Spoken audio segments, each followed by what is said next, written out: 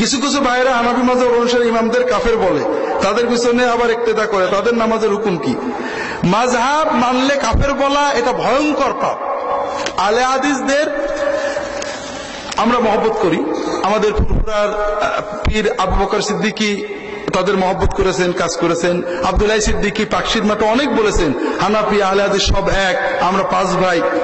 আলে হাদিসদের একটা কাজ ভালো বা অনেক কাজ ভালো, তারা হাদিস সহিহ মানার চেষ্টা করেন, তারা বেদাত শিরক থেকে দূরে থাকার চেষ্টা করেন, এগুলো ভালো।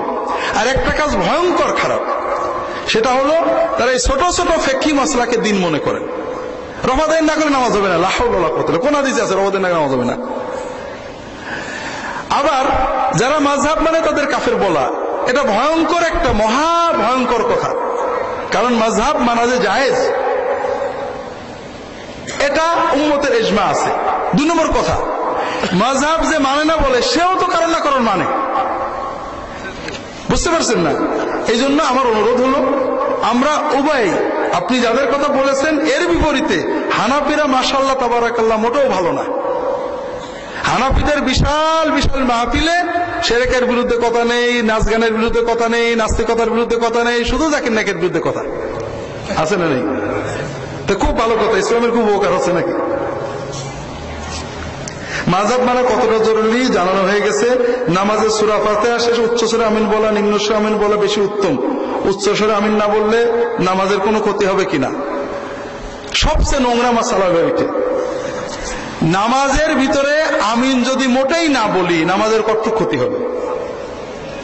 একজন আমিন নিয়ে মারামারি করে দাড়ি রাখে না, আছে আছে না নেই?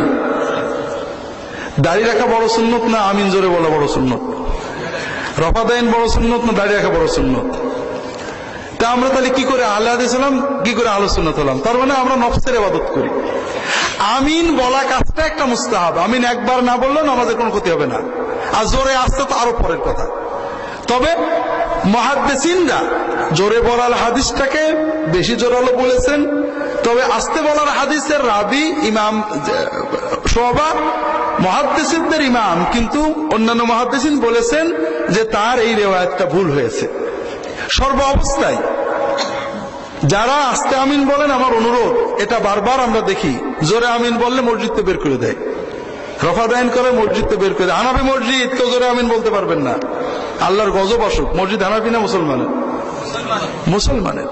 মুসলমানের হানাফি মসজিদ হয় নাকি? না। যারা আল্লাহর দিনকে ভাগ করে, এটা হানাফি মসজিদ, শাফিঈ মসজিদ, আহলে হাদিস মসজিদ, আল্লাহ কোরআনে বলেছেন নবীর সাথে তাদের কোনো সম্পর্ক নেই। রফাদাইন করলে মসজিদে বের করে দেবে, কিন্তু সুদখোর, ঘুষখোর, মুখ দিয়ে বক বক করে দুর্গন্ধ বেরোয়, তাদের কিন্তু মসজিদে বের করে না। আবার যারা জোরে আমিন বলবে তারাও বড় মুশকিল, জোরে আমিন বলার জন্য মসজিদ ভাঙবে। মানুষ, মুসলমানদের ঐক্য রক্ষা করা ফরজ, জোরে আমিন বলা ফরজ না। বিশেষ করে যেখানে সবাই আস্তে আমিন বলে, 2-1 জোরে আমিন বললে মুসল্লিদের নামাজ নষ্ট হয়। এই জন্য যদি কেউ জোরে আমিন বলাকে উত্তম মনে করেন, এমন জোরে বলবেন আমিন, হয়ে গেল, সুন্নাত আদায় হয়ে গেল। আপনি যদি নফসের ইবাদত করেন যে মুসলমানদের শিখাবো যে আমি বিরাট কিছু হইছি, সেটা আমার কিছু বলার নেই।